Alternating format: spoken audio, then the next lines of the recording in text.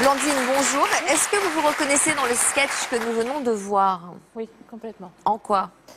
On est complètement débordé, on est dépassé par les événements et épuisé, fatigué. C'était un souhait pour vous d'être mère au foyer? Absolument pas. Vous avez combien d'enfants? J'en ai 3. Qui ont quel âge? Alors la grande a 14 ans, j'ai la Margot, la celle du milieu, qui a 5 ans et le petit dernier a 16 mois. Vous êtes mère au foyer depuis quand? Ça fait 2 ans, depuis octobre 2013. Pourquoi vous êtes-vous retrouvée mère au foyer? En fait, j'ai toujours travaillé et j'avais monté mon entreprise en 2012. J'ai eu une entreprise en loisirs créatifs qui a très bien marché pendant 1 an. Et tout d'un coup, le chiffre d'affaires s'est complètement effondré. Et je veux dire, pour être raisonnable, j'ai préféré arrêter mon activité professionnelle. J'étais enceinte du petit dernier par la même occasion, au même moment, ce qui faisait que je ne pouvais absolument pas trouver de travail parce que j'avais une grossesse très difficile. Et je pensais, après la naissance du petit, retrouver du travail tout de suite, et ça n'a pas été le cas. Donc, par la force des choses, je me suis retrouvée maman au foyer. Donc j'imagine que psychologiquement, ça a dû être dur à vivre, Oui. parce que vous avez vécu cet échec quand même, Oui. de la perte de votre entreprise, Oui. En plus parallèle. une grossesse difficile, plus le fait de ne pas retrouver de boulot, ça fait beaucoup à la fois, quoi. Beaucoup. Je fais beaucoup de choses. Parce que je sais que le marché du travail c'est très difficile de trouver du travail actuellement. Mais le problème, c'est que j'ai même pas réussi à décrocher un entretien. Et c'est ça, je crois, le plus difficile, en fait. Je ne peux pas défendre les compétences que j'ai auprès d'un employeur Pourquoi?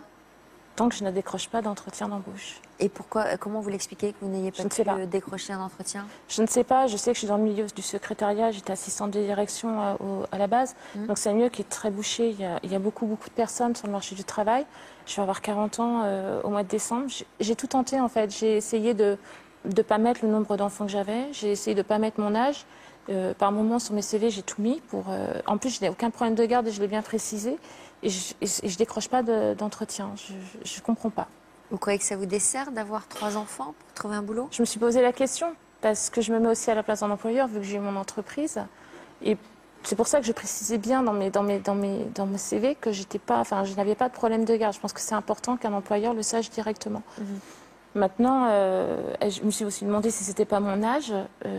Et en fait, je me suis rendu compte qu'on était tellement nombreuses sur ce milieu-là que faire la différence, arriver à se différencier parmi les autres, c'est très difficile. Et vous n'avez pas eu envie de créer une autre entreprise avec une autre activité? Non. Non, j'étais trop déçue et puis en fait, il y a tellement de charges derrière quand on a son entreprise que je me sens pas capable pour l'instant, à l'heure actuelle, de recommencer. C'est pas les responsabilités qui me font peur, c'est que financièrement, j'ai 3 enfants et il faut pas non plus que je me trompe, quoi. Je peux pas me permettre de prendre de risques. Vous diriez quoi? Que vous êtes un peu déprimée? Vous manquez de confiance en Ouais, vous? voilà, complètement. Je me sens inutile. Je manque énormément de confiance en moi. J'ai pris 20 kilos depuis 2 ans. J'avais pris un peu de poids pendant la grossesse à Margot, c'est la petite du milieu, mais j'avais tout reperdu. Et là, depuis la naissance à Sacha, j'en ai pas perdu et j'ai l'impression d'avoir repris.